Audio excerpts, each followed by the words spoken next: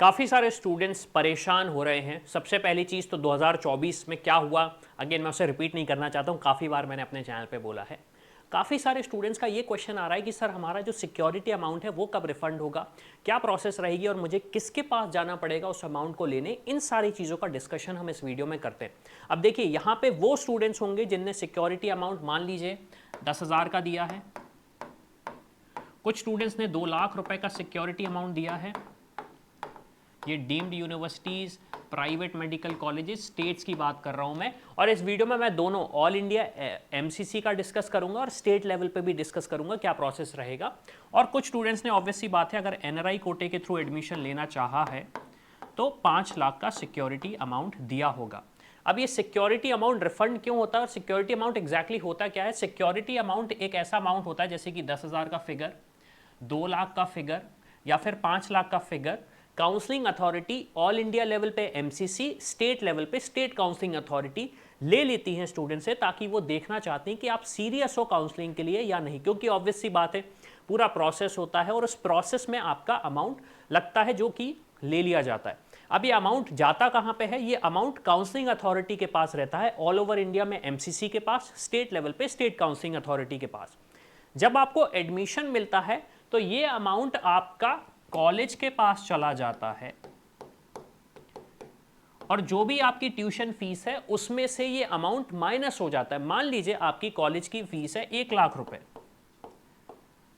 और आपका security amount 10,000 का था, तो कॉलेज में एडमिशन के टाइम पे आपको 90,000 रुपए देने पड़ते हैं। कॉलेज के एडमिशन के टाइम पे आपको 90,000 देने पड़ते हैं। मैं 10,000 की बात कर रहा हूं। सेम चीज 2 लाख के साथ होगा, सेम चीज 5 लाख के साथ होगा। अब सबसे बड़ा क्वेश्चन ये आता है कि ये रिफंड किसका होता है और ये रिफंड होता कैसे है, किसके पास मुझे जाना पड़ेगा। तो रिफंड के लिए एलिजिबल स्टूडेंट्स कौन कौन से हैं? जिनको अभी तक कोई भी कॉलेज अलॉट नहीं हुआ, कॉलेज नॉट अलॉटेड। अब देखो, टर्म्स एंड कंडीशन सारी स्टेट्स की अलग हैं। कुछ स्टेट सिक्योरिटी अमाउंट नहीं लेती हैं, कुछ स्टेट सिक्योरिटी अमाउंट लेती हैं। तो ऑब्वियस सी बात है, मैं एक जनरल सेंस में बात करूंगा, कोई स्पेसिफिक नहीं बात करूंगा। और मेजर मेरा फोकस होगा एमसीसी का जो काउंसलिंग होते हैं उसके बेसिस पे।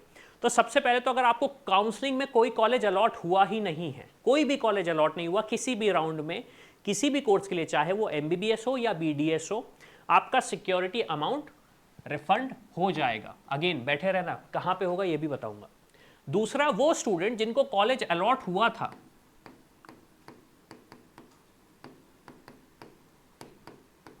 कॉलेज अलॉट हुआ था लेकिन उन्होंने एक ऑप्शन यूज किया था फ्री एग्जिट का। अब देखो, फ्री एग्जिट यूजुअली राउंड 1 में ही होता है, फ्री एग्जिट यूजुअली राउंड 1 में ही होता है।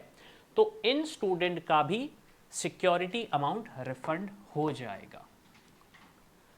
अब आपको कॉलेज अलॉट हुआ था प्लस आपने रिजाइन कर दिया,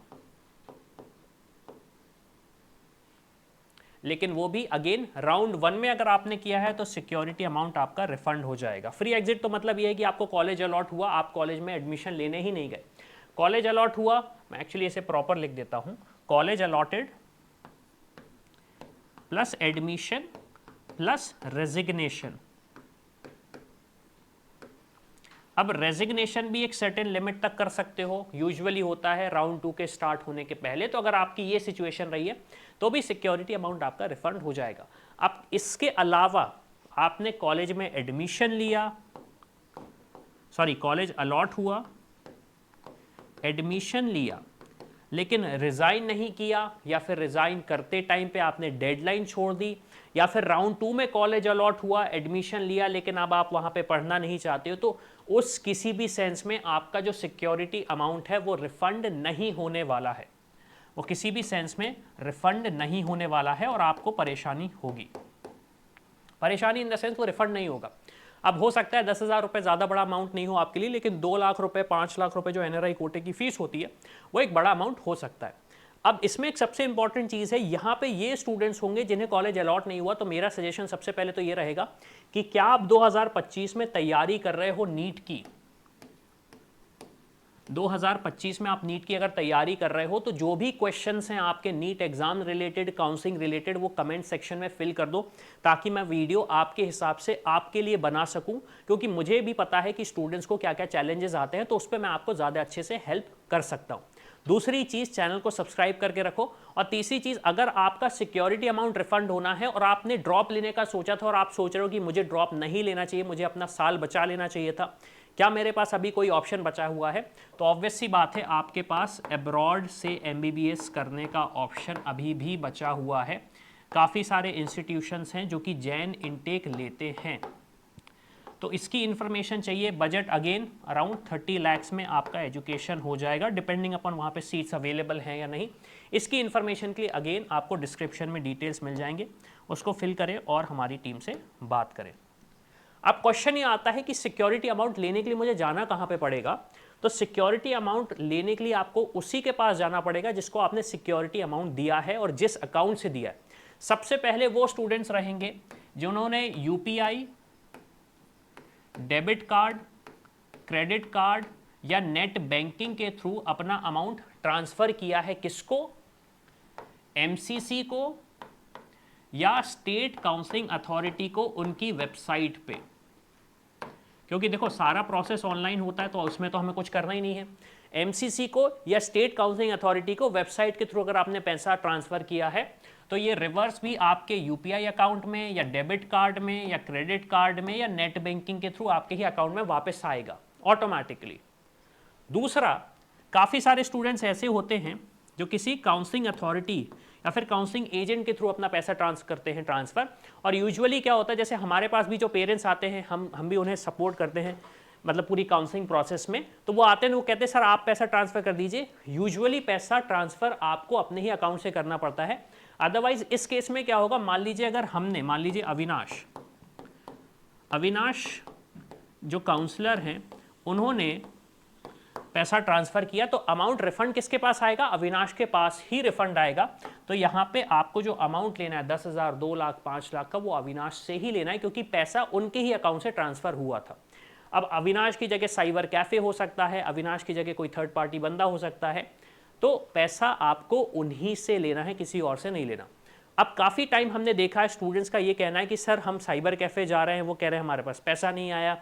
अविनाश काउंसलर, अगेन हालांकि मैं नहीं करता ऐसा, लेकिन जो दूसरे काउंसलर हैं वो ये करते हैं कि वो पैसा ले लेते हैं और ट्रांसफ़र करते हैं, तो बोलते हैं पैसा वापस नहीं आया। तो उस सेंस में हम कैसे चेक कर सकते हैं, कैसे वेरीफाई कर सकते हैं कि हमारा जो अमाउंट है वो वापस आया है या नहीं आया और कब आया? तो देखो उसके लिए MCC क्या करता है, एक लिस्ट रिलीज करता